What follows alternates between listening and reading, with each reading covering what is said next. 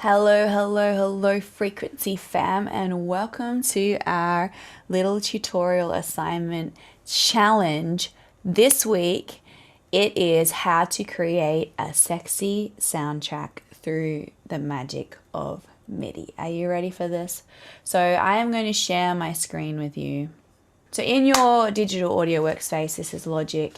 You pick a new empty project and you say choose. Now in this new empty project, we just want to simply make a new track. So we're going to do that by choosing, because we are doing MIDI, which is musical instrument digital interface, which means that it is sounds inside the computer, not anything created externally by the world you're in. It is any sound you want it to be, and guess what? You can have so much fun with this, and it is imperative in creating my medicine music magic. You can use real organic instruments like crystal bowls, and I am going to get you to add some soundscapes, so some foley from your external world, like the sound of water or nighttime crickets, to give it some 3-dimensional, 4-dimensional sort of energy. But right now I want to start with making a software instrument, and I don't want that. I just want an empty channel strip, and then I go create. So up the top left hand corner here, if I click this little drawer, it opens my drawer of sounds, and whatever is over here that I'm clicking on, so even if I had multiple instruments down the side, whichever one I click on is the one that comes up over here. Notice how it moves both the knob in this left hand section as well as over here. So if I go down to this one, then now it's this one's knob that I'm moving. Fader, they're called technically. So for my instrument one, I'm going to go using my little drawer and open and find a sound that I want. For this example, we're going to pick some studio strings. So I can go to anything I want in here, and now using this MIDI keyboard, but you can use, if you do not have a keyboard, go into the window and pick down the bottom. It says show musical typing, which is also Command K, and that'll bring up a little instrument keyboard for you. So you have either option. I might even use the keyboard just so you can visually see what I'm pressing. So I'm going to go to sectioned instruments, because this can be sometimes pretty awesome sounds. It's Logic's way of creating, if you have a look and I open this arrow and expand button, it's created a whole section of instruments as if we were already in an orchestra. So one thing we need to think about when we're doing MIDI or anything, and when I'm laying down medicine music, the only thing I really need to know first is the key I'm in. So when we know the key that we're in, that is the frequency of our entire song, and each song is a fingerprint, so the pattern of notes in that key will create the sound that works together. And as long as I'm in that scale or that pattern of notes, then everything I play is going to sound fine. So if I chose, for example, D to D, it's a nice octave that I can pick in. I can do it in a minor key on this nice touch, this musical keyboard. So you can play around. Sometimes MIDI does things like when you press it really hard or really soft, or when you're going from the bottom, it stays in those low sectioned instruments. But if I'm going down, now it's the high instruments on that same G that was low.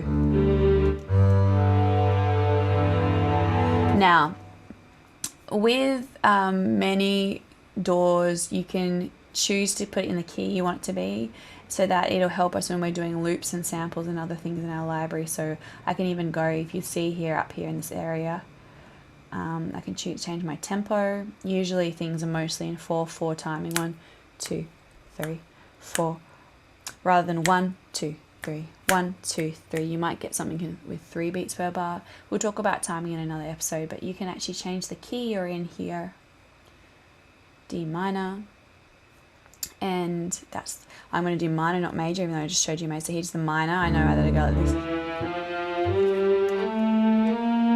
And depending on whether I'm doing a harmonic or a natural minor, that is a C or a C sharp.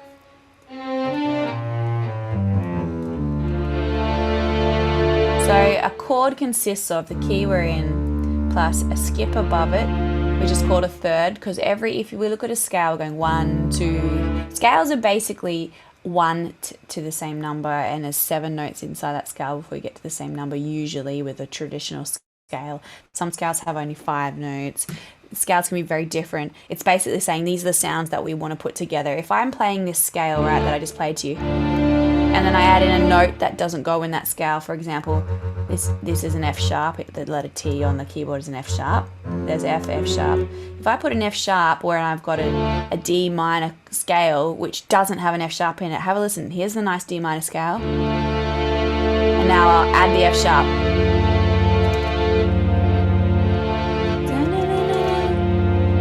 It just does not sound very good. And plus they're a semitone apart, and so scales are cut up into tones and semitones. We'll do a whole episode and lesson on that, but basically you only need to think about, even if you know nothing about scales, just pressing one note in the same note. You can see who the notes are by these groups of 2 and groups of 3. We'll do a whole lesson on keys that we're in on the piano where I can show you visually, but in the meantime you want to use that lesson of understanding your scale and the key you're in that you can see in another tutorial and apply that to your MIDI now. So you can just play an octave or a chord, skipping to the first, the third, and the fifth. 1, 2, 3, 4, 5. Now I could play basically the key we're in and then add other notes in that scale to make my string section or my pad or my atmosphere sounds can sound really good. So I want to make my tempo, let's have a listen to the tempo that this is sort of naturally. It always starts in 120, that's generally the key, the speed. So I'm going to just record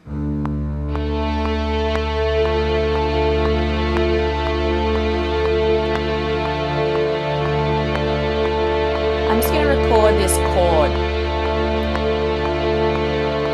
Now, when I'm making atmospheric tracks, I don't need to necessarily hold and play for the whole length of the time I want to do, because with MIDI you can move it around. So I'm going to, now that I've created that, you can see it's come up here. I'm going to double click on it, and now down here what's happened is it's showing me the piano roll where the MIDI information is picked up.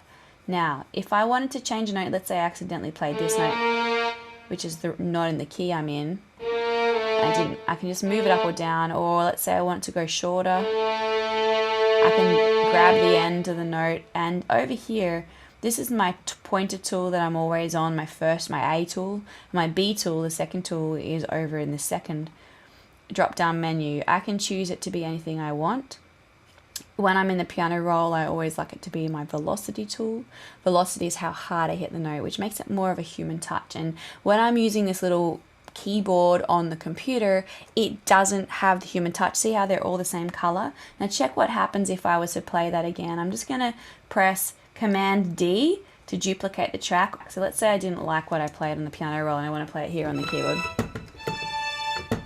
I'm playing this keyboard now, making sure it's the right octave, the same octave. And I'm going to do the same thing. I'm going to draw that tempo in.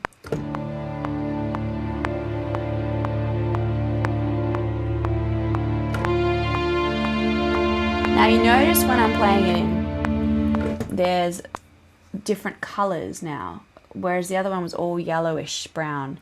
This is the different color shows the pressure or the velocity or how hard that note's hit. Did you notice that top note was quite loud? Now when I have my velocity tool as my second tool, my B tool, when I hover over the note and press that command button on my keyboard, it'll show the velocity. The velocity V comes up. See that comes up on my arrow? I can actually hold it down and then make my note quieter or louder. So when I'm playing to sound like a human, if I'm on this piano roll inside the computer and I don't have a MIDI keyboard, I can actually hand build the velocity how I want. So let's have a listen to how that one sounded.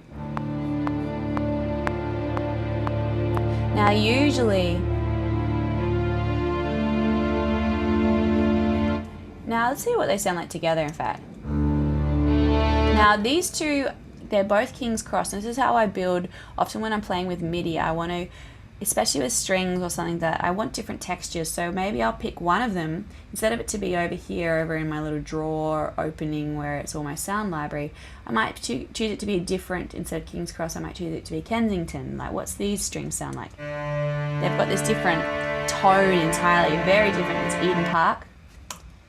It's a bit more kind of dark and muted. Bloomsbury, what's that one?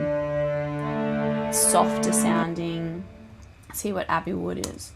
So let's say I want to choose Abbey Wood or Bloomsbury so that they're different sounding to go with the King's Cross. So I'm doing the same thing in both of them, but by choosing two different kind of textures in that same sound, I might get a different effect. And all I've done is press a boring chord, and it sounds quite grand and amazing with my string section.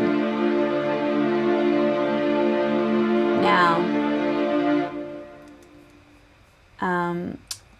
this is one of the things we want to do with MIDI. Now, the other wonderful thing with MIDI that I love to do is just creating in the keyware, and especially when I'm making medicine music, I want to just simply create the key that I'm in, so the bass note or the tonic or the root note as they call it, and with just a sort of nice pad kind of sound. So in your DAW you can find anything you want.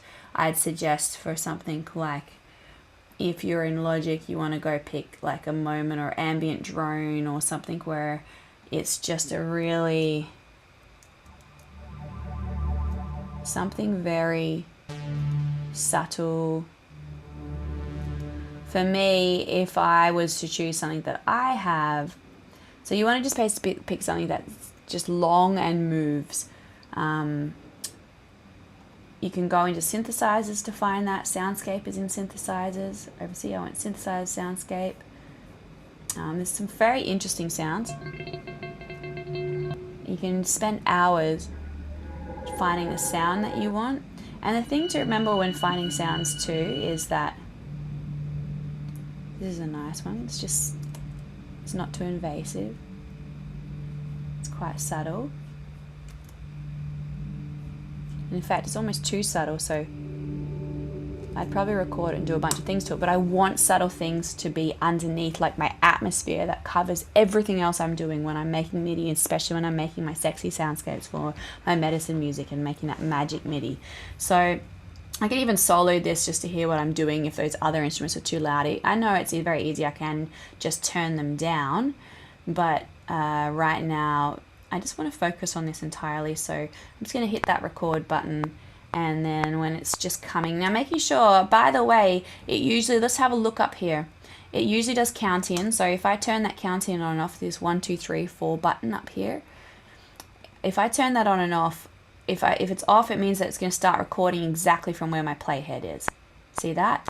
But if I put that count in on, then especially wherever my playhead is, especially if it's at the start, it'll do a 4 beats where it goes backwards behind the playhead. So if my playhead's here at 3 and I press the record, which I could press up here or I could press R on my keyboard, see how it goes backwards for 4 beats and then starts playing, it starts recording from the 3. So I'll show you that again. With MIDI, it'll record from whenever you press it, from when you press record, which is great. With audio, it'll often, what you have to be careful with MIDI is if you record your MIDI when you're over here, it can't grab the information if you press it before it gets to the number 1. So if I was to press record, I've got this count in 1, 2, and I start pressing on 3. then guess what? You could see it sort of thought the information was in there, but if I double click on it, it's not in there. Why? Because I pressed it before it was at the number 1. And this is a very common mistake where people go, where's my sound? The first note is missing. You just have to make sure that you press from number 1 or just a second afterwards, because even if you press a second afterwards, so I'm going to press a little second afterwards. See, I pressed just after it started on number 1. I can always go in there, double click on it, and then just drag it or open from, see, there's a difference between dragging, look at this, I'm dragging it, or I can grab the edge of the note and make it longer. So when I'm dragging it, the whole edge, this whole end moves as well, the whole thing moves. But let's say I want this edge to stay long and to finish at that spot, then I can just open and drag when I slide. It's all about where you put the cursor. Start experimenting with where you put the cursor. Where you put the cursor is everything. Yeah? So you're just dragging across that cursor to where you want it. And so you can open and close that note. So I could, and look, I pressed an E, but I want D. So I'm going to drag it down to D. It's very quiet, so I'm going to use my command button to make it loud. It's just a quiet sound in general. And I'm also going to open, because I was lazy. Let's say I'm lazy and I don't want to sit there. Let's say it's a 3-minute song and I don't want to press one note for 3 minutes. I'm going to use that same, put my cursor over here in the main window. So I'm just not showing you the MIDI for a second. I'm in the main window and I roll out. I don't want the loop. I'm not looping it. I'm going down enough till it's the expand. And I'm dragging it for the length of my track. Maybe I want it to go even longer. I want it to go all the way over here. And now I can double click on it because I've expanded how big I want that. And then I'm now inside my MIDI, and I can do the same thing where I can see the end of where I've made my box of MIDI is here. So I want to grab this little red note I made, open and expand it to go for the length of that whole time. And I didn't even have to press it down, nice and lazy, which is okay with MIDI because MIDI is not capturing the energy that you're putting into it, like audio, where when I'm recording audio, I want to put in the feeling of the room and I'm putting my intentions in. And I can do that with MIDI to a degree, but it's a sound inside the computer. So MIDI serves a purpose of just really buffering out the energetics through thickening the sound. And it can be incredible what we play with the MIDI too. It's how we play it and all that sort of stuff. But don't worry so much about doing these little quick tricks, because your whole song in its entirety is where all of the energy and the magic comes from. So now once I've done this, and I might have also decided I wanted it to be an octave higher as well. So here's my D in between these two black notes. I can press Option on my keyboard. I think it's Function on PCs. I'm not sure. Someone remind me what it is. But Option on Macs, which is next to the command button. If you press it down and grab anything, doesn't matter what program you're in, grab it and drag it, it'll copy it as a duplicate. So I'm just going to drag this D note up to another D note. Now you'll notice that the original D note stays there and new one's been made because I let go of Option after I finish duplicating it. So now let's have a listen to this. It's very subtle. Now I'm going to close those drawers. I like this stratosphere. It's a beautiful sound. It's perfect for what I want. Now, it's only going up to -18, which is pretty good, because if I want to build a lot of space for my track, this background noise is actually kind of what I might want and need. And I'd also, now if you wanted to edit your MIDI sound because you a bit of a frequency or something you didn't like before we do this next step, you can go click up here is where your instrument is. You can change the sound of it by pressing this drop down menu and picking anything else, but you click in the middle of it and you will open it, and you can change anything you want. You can play around with it. Let's say you didn't like, the filter or the amp envelope is like how quickly, we'll talk about that in another thing. So you can change things about, have a play around and see what you like. You'll get better at that as you go, but right now you're just going to sort of pick a generic sound inside there that you like. Now, I want to give you a little trick. The thing is, guess what? If I play this playhead from 9, even the MIDI started all the way back here. Now, where it starts, where you press that note down, it starts here, exactly on 1. Or if I put it here, it'd start here on 3. But it's starting exactly on 1. So that's where the information keys in and punches in and triggers. MIDI can only play when it's been triggered. So even though when I play it from the start, when it gets triggered, I'll hear it the whole way through for those whole 3 minutes or whatever. If I press play from over here after it's been triggered, nothing. I won't hear it. So MIDI can be annoying when you're having long areas of MIDI and it won't trigger and you have to go and listen from the very start of the song every time you want to hear it, right? So let's try something different. And this is going to be really good to do where you can really play with your sound and start getting experimental with it and putting beautiful effects on it. So we're going to, and you can bounce out or export that track in place in any DAW, any digital audio workstation you're in, from Logic to Cubase to Pro Tools to Ableton. So with Logic, I'm in the middle of this green track. I'm just going to hold Control down on my keyboard, which is kind of basically right click, and click on it. Now it says bounce in place.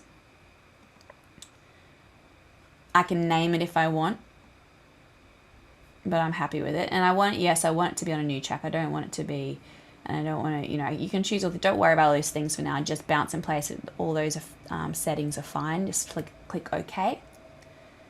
Now what's happened is this track that was my Stratosphere track, which I can now mute, because down here is an audio version of what I just made. And then all the strings are still playing with solo it. Now guess what? The reason why we want that audio version is a few things. We can now start to really affect that audio. We've got more power to play with it. It takes up less processing power sometimes, some of these plugins that we pick. And by the way, this MIDI sound that we pick, these are called plugins, or it depends.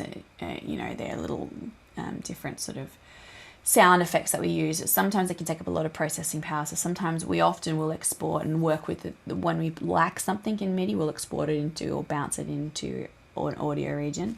So here we are. Ta-da-da. Here's my beautiful sounding. Now I can give it more gain. I can start to play with it. Now I often love to do things. Here's my buses. I can put effects directly on it. Like if I think, oh, it sounds a bit quiet, I can go and just add a compressor. So go and find a compressor and add something to it. And you can pick, you might know that you can spend a long time learning all about compressors, and we can do a new tutorial for every single one of these. But when you're first learning about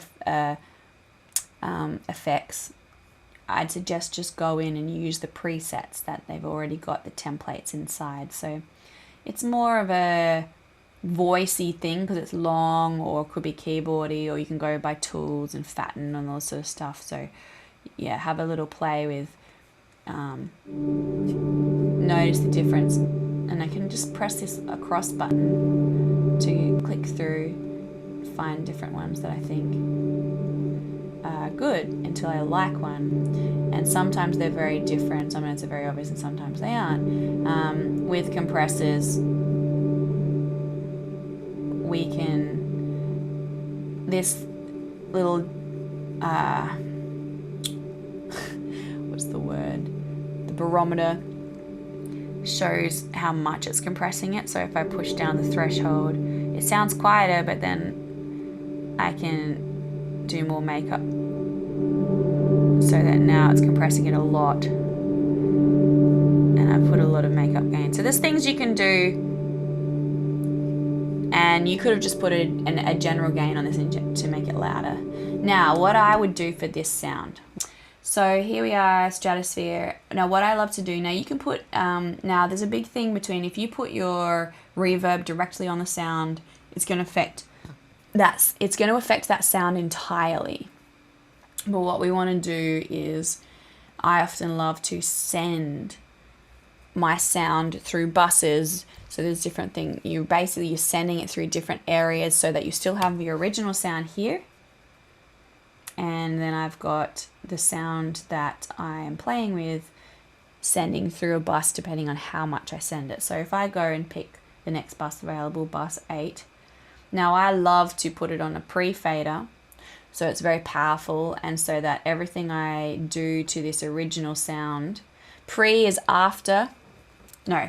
before, post is after. So pre-fader means that no matter what I do to this original fader and all these different things, it's not going to affect what I send to this bus. This bus is going to be before. I could even turn my original sound all the way down and it'll still come out however much I send through this bus.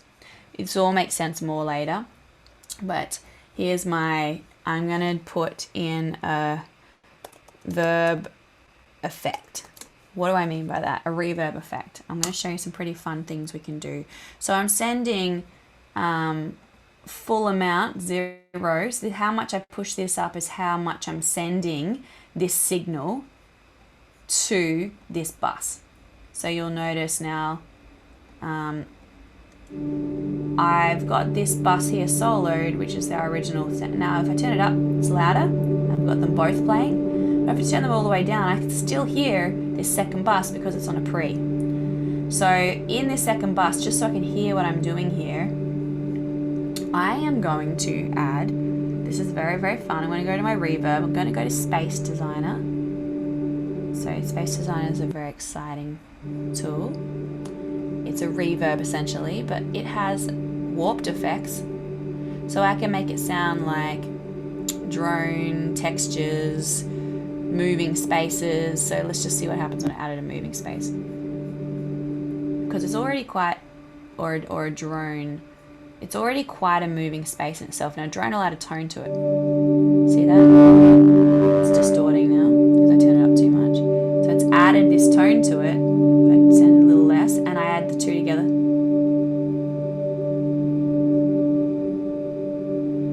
So these, and I can add a bunch if I like of different types of, I can just click through if I want to try different drone sounds. I can add a whole bunch of different types of bus sends so that this one's quite nice. See how much that's changed the sound? I'm turning it up a lot so you can hear it all. And I can even go into the EQ and change how, so the EQ is which frequency I'm boosting or cutting out. So I can change,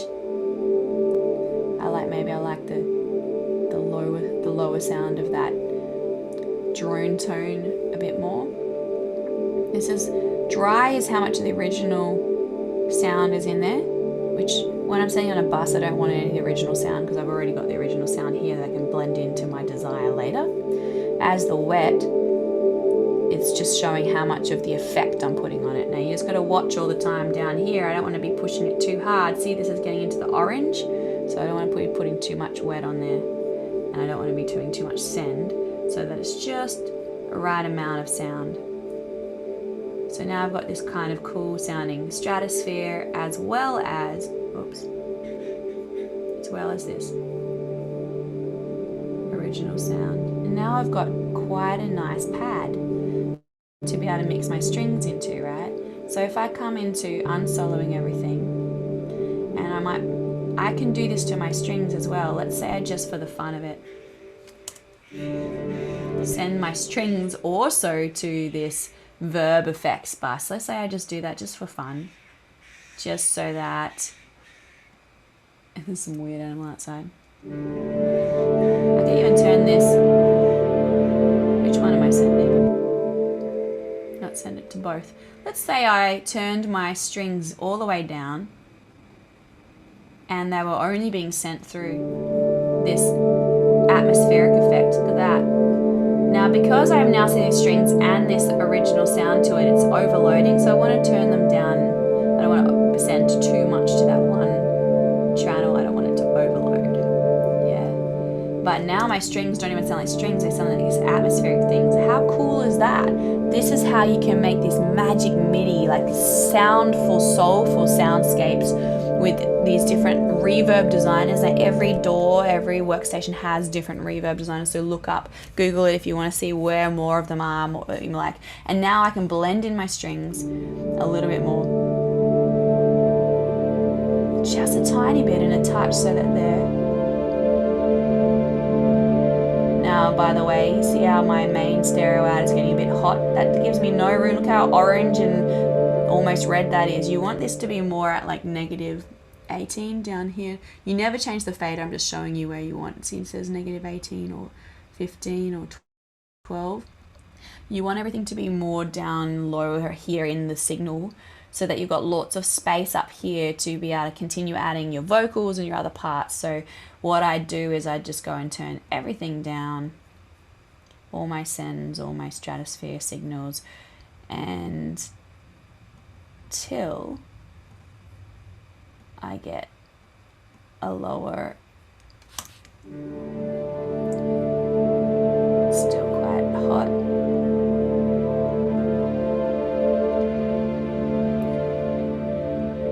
And if it's not loud enough, guess what? I turn my headphones up. I turn my speakers up and I listen to those things louder, so that it's easier for me to hear what I'm creating. You never turn your... By the way, what's this second track? This first one is the track I've selected. And the second... So that's here. And then the second one is wherever it's sending to. So right now, this stratosphere is sending straight to my stereo output, my main mix. My main mix always must stay at 0. And this is a really nice sounding symphonic orchestra. It's got this beautiful blend and something I could... That's not even adding delays. Delays will give it a beautiful, like I would definitely probably send also on a bus a bunch of delays to my strings. So have a little playing in the strings using your inbuilt keyboard, or find a MIDI instrument, play some down, just very simply, just holding the key or the chord you're in, even if it's just an octave. All I did here in the stratosphere was an octave, a D and a D, and look how beautiful it is. It's gorgeous. That would be so easy if you were playing a harp over the top, or a crystal ball, or saying some beautiful meditation piece. So simple. You don't even need to do anything fancy, and you've already got a wonderful soundscape. Guess what? Add some cricket noises or something in real life, that in nature, to that, it suddenly becomes three-dimensional and pops. And this is a big key to my medicine music, as adding, sometimes I'll just record the energy of the room and I'll put intention into that. And that can sometimes, or even just a little bit of, you'll hear me often breathing and holding my body and connecting to myself. And then all I needed to do was add a few more little beautiful string sounds. And I have this beautiful soundscape to make my magic do. So that is your homework challenge this week. Create your soundscape. Find whatever instruments that are going to work for you. Use your inbuilt keyboard or plug a keyboard in. Have a little play with your MIDI or your piano roll, moving the notes around how your heart's desire, playing with the velocity tools. And then also you may want to bounce some of it out so you get this audio wave from your MIDI. And do a few sends, do some reverb or some delays, and just start to play with how pretty you can make it. So hope that was a fun tutorial. I look forward to seeing what you come up with. Have